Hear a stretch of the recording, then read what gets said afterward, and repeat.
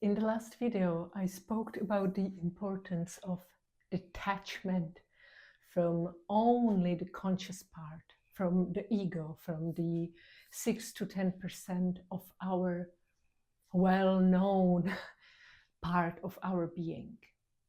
And in this video, if you are struggling to manifest what you want, if you are not getting there, if it's being hard, I want to talk about the quite very important part, which is stepping into the observer, which will help you to create whatever you desire. Let's do that.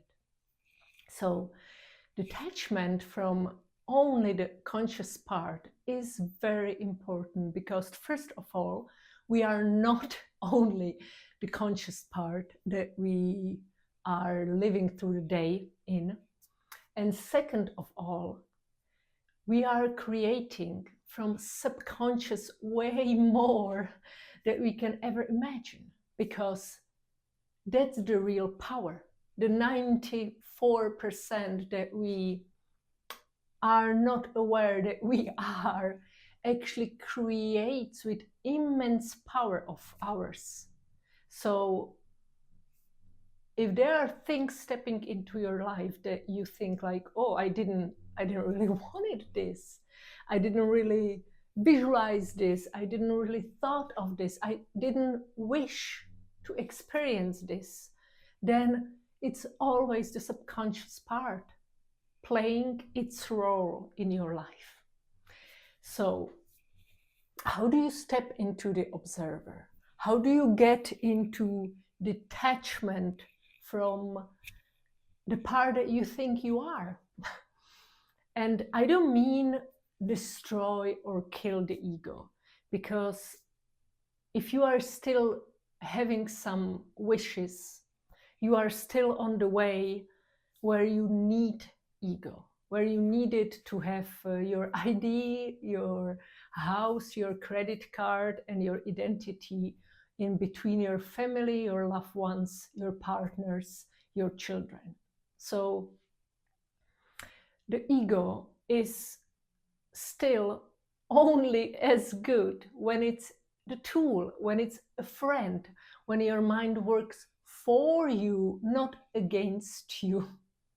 So that's why it's great to step into observer, because it gives you this ability to listen to your mind, to listen to your thoughts and your ego, and it's great advices that it might give you, and don't be obligated to react on his thoughts. You can hear it, you can feel it, and still decide what will you do, and if you want still do it the same way as all the days before, or if you want to do it differently. And first great thing on how to step into the observer, first one is inevitable, and it's awareness. You have to make the effort every single day to see what you say, how you react, what you think, what you feel.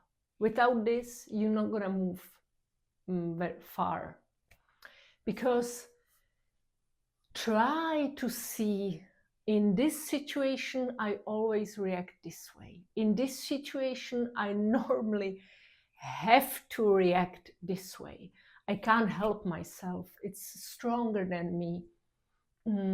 That's the point, the low point of mine that I would like to see differently. Awareness of not all of your thoughts, we have 60,000 of them a day, but some of them, the one that repeat very often, the one that tells you either you are not good enough, or others are not good enough, or you are judging the world around, whatever thoughts that you think your life would be better without them, these are the thoughts that you should be aware of. So first of all is awareness. Second is acknowledging your emotions. It really helps, because Yes, I do distinguish feelings and emotions, but in English it's how do you feel, what you really feel. And what you really feel is not what you think you feel. And what do I mean by that? I mean, you are in this situation that you always overreact, for example.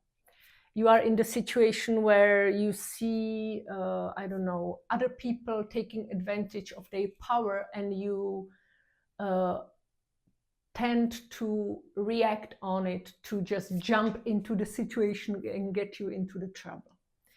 In that way, you can first then make the step. You can first see what you feel, because you will probably feel, I hate this powerless feeling and I have to help.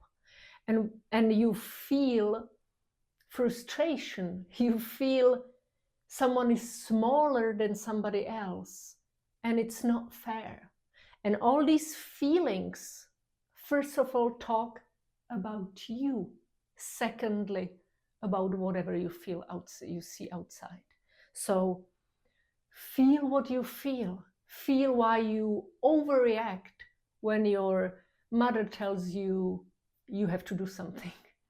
And like she tells you this even when you are adult, 30 years old, and there is no communication dialogue. It's order. And you feel again frustration, anger. You feel powerless. You feel this is not right. You feel calling of your inside saying, make healthy boundaries. Step out, talk. And you probably don't talk because you don't want to upset your mom or attack her. So learn talking to her in a calm way at its next step. So acknowledging your emotions will help you to go into the observer, because now you will be learning to feel what you feel and to understand why consciously you are overreacting and you thinking, I don't want to really do this. Third way is quite powerful way, not the easiest one, because it's staying quiet. Like really, in the morning, just try it one day.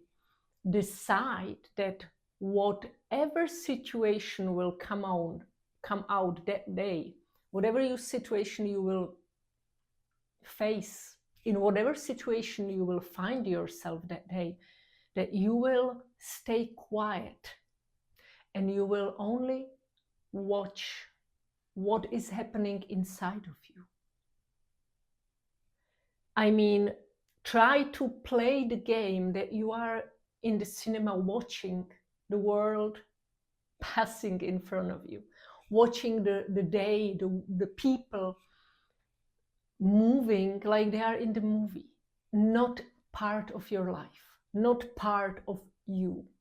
And in this game, when you keep quiet, you might watch that, oh, I want to react this way. I want to answer this. I want to shut down. I want to fight. I want to flight. I want to do something that I normally do, and I'm not going to do that today. I will watch. I will see what happens if I don't react.